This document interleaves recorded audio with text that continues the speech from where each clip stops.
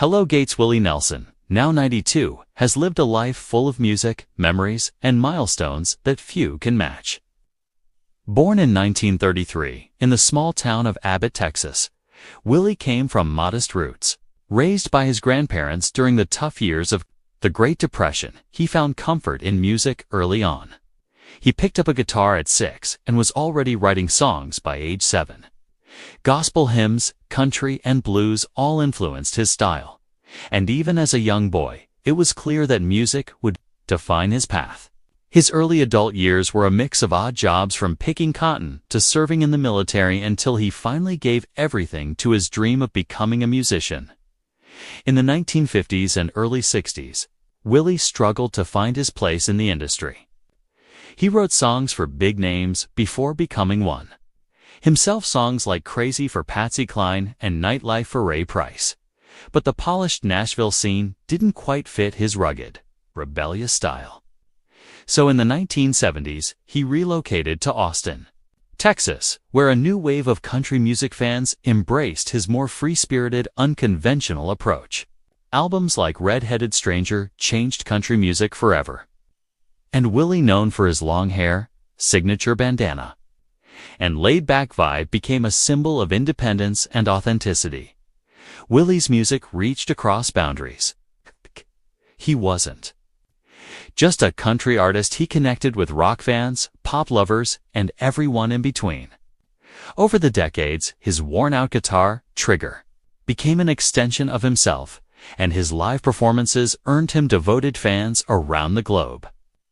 But his contributions didn't stop with music. In 1985, he co-founded Farm Aid to help struggling farmers. He's also been vocal about social issues like marijuana legalization and environmental causes.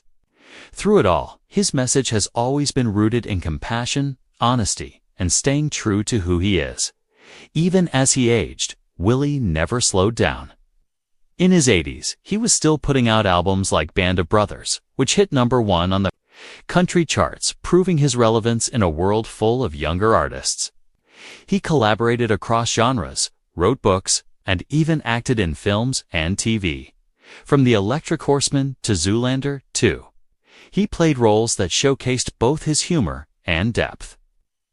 His books offered fans deeper insight into his life and thinking, mixing memoir with humor and storytelling that reflected the same warmth found in his songs. His personal life has been as complex as his career for marriages, 8 children, and moments of deep personal grief, including the tragic loss of his son Billy, through marriages that ended in heartbreak and a surprise reunion with a daughter he didn't know he had until later in life. Willie's story is one of resilience and emotional depth. His current marriage to Annie D'Angelo has brought him peace and stability, and their 2 sons have followed in his musical footsteps, continuing the family's creative legacy.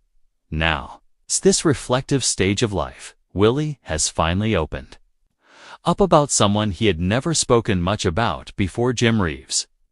Reeves, a smooth-voiced country singer known for hits like He'll Have to Go and 4 Walls, died in a plane crash in 1964. He was polished and refined, a contrast to Willie's raw and rebellious style. Still, Willie remembers listening to Reeves on the radio as a young man.